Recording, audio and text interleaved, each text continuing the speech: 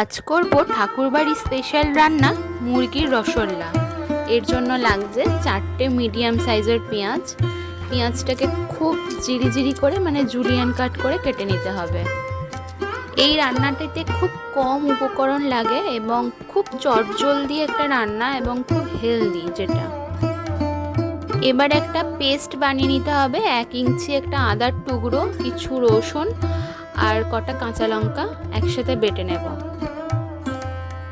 গুঁড়ো মশলা লাগছে হলুদ গুঁড়ো, লঙ্কা গুঁড়ো, জিরে গুঁড়ো, ধনে গুঁড়ো, গরম মশলা গুঁড়ো। মাংসটা ধুয়ে জল ঝরিয়ে রেখেছিলাম। এবার এটা ম্যারিনেট করতে হবে। ম্যারিনেট করার জন্য সমস্ত মশলা একসাথে দিয়ে দিলাম আর দেব কুচনো পেঁয়াজ, গোটা কাঁচা লঙ্কা আর যে পেস্ট করে রেখেছিলাম আদা রসুন আর কাঁচা লঙ্কার যে পেস্টটা সেটা দিয়ে দেব। আর তার সাথে দেব 2 চামচ টক দই আর সবার লাস্টে দেব 1 চামচ ঘি। এই রান্নাটা সম্পূর্ণ ঘিয়েতেই হবে। এটা গাওয়া ঘি, ভালো গাওয়া ঘি হলে আরও বেশি রান্নার স্বাদ বাড়বে। তো দেখতে থাকুন।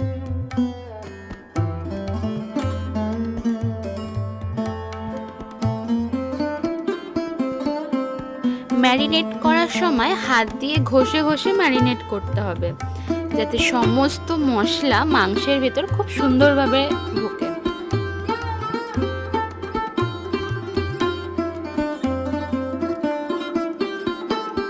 একটু ধৈর্য ধরে ম্যারিনেটটা করবেন, কারণ এই মাংসটা এই ম্যারিনেট করার ওপরে ডিপেন্ড করে কতটা স্বাদ হবে। যত ভালো করে ম্যারিনেট করা যাবে মাংস, ততই ভালো খেতে হবে।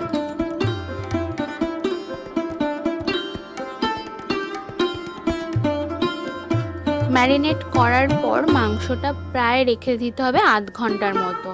আর যদি খুব তাড়াহুড়ো থাকে তো 10 মিনিট রেখেও আপনারা রান্নাটা করতে পারেন।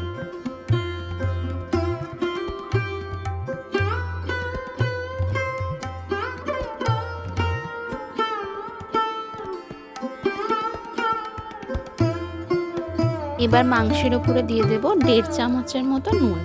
তবে আপনারা নিজেদের স্বাদ অনুযায়ী নুনটা ব্যবহার করবেন। নুন দেওয়ার পর আবার খানিকক্ষণ এটা মাখিয়ে নিতে হবে এবং সবার লাস্টে দেব 1 চামচের মতো ঘি এবং ঢাকা দিয়ে রেখে দেব আধ ঘন্টার জন্য। আধ ঘন্টা পর ফিরে এলাম। প্রথমে একটি শুকনো কড়াই গরম করে তার মধ্যে 2টো ছোট এলাচ, একটি লবঙ্গ, একটা দারচিনির টুকরো ড্রাই রোস্ট করে নেব। এই রান্নাটা আমি করব হাঁড়ির মধ্যে, আর তার মধ্যে 2 চামচ ঘি দিয়ে হাঁড়িটাতে ভালো করে মাখিয়ে নিচ্ছি। এবং মাখানোর পর যে গরম মশলাটা ড্রাই রোস্ট করে রেখেছিলাম সেটা দিয়ে দেব।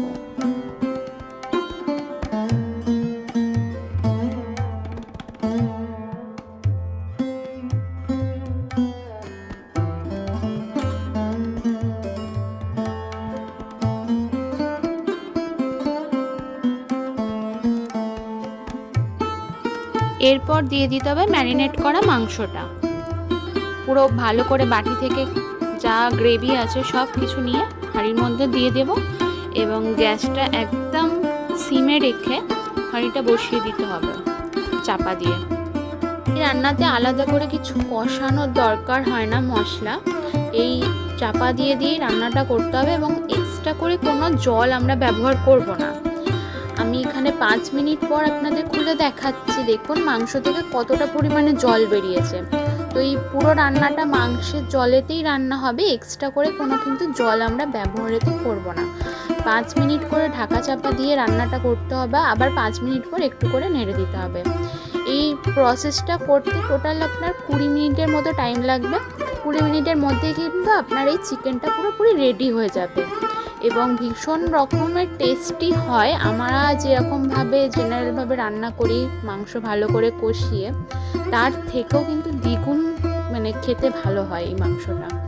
অবশ্যই একবার ট্রাই করে দেখবেন। আবার আমি 10 মিনিট পর চাপা খুলে দেখলাম।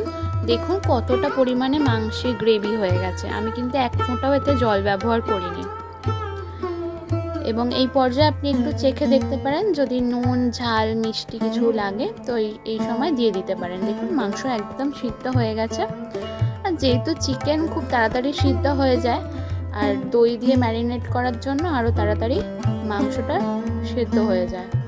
এই রান্নাটা এমনি খুব হেলদি, কারণ আমরা জানি যে চিকেন যদি বেশি কষানো হয় তার গুণগত মান কমে যায়। আমার চিকেনটা সিদ্ধ হতে টোটাল 20 মিনিটের মতো টাইম লেগেছে। তো আপনাদের যদি আর একটু সিদ্ধ করতে লাগে তো আপনারা করে নিতে পারেন কিছুক্ষণ, আরও 5 মিনিট। এবার গ্যাস অফ করে রেস্ট হতে দেবো আরও 10 মিনিট, হলেই হয়ে যাবে চিকেন রসগোল্লা। দেখুন কতটা পরিমাণে জুসি চিকেনটা লাগছে দেখতে, এবং খেতেও অসাধারণ হয়েছে। আপনারাও একবার ট্রাই করে দেখুন ঠাকুরবাড়ির রান্না চিকেন রসগোল্লা। আর যদি এই রেসিপিটা আপনাদের ভালো লেগে থাকে তাহলে অবশ্যই একটু লাইক করবেন এবং আমার চ্যানেলটি সাবস্ক্রাইব করে আমার পাশে থাকবেন। ধন্যবাদ ভিডিওটা পুরো দেখার জন্য।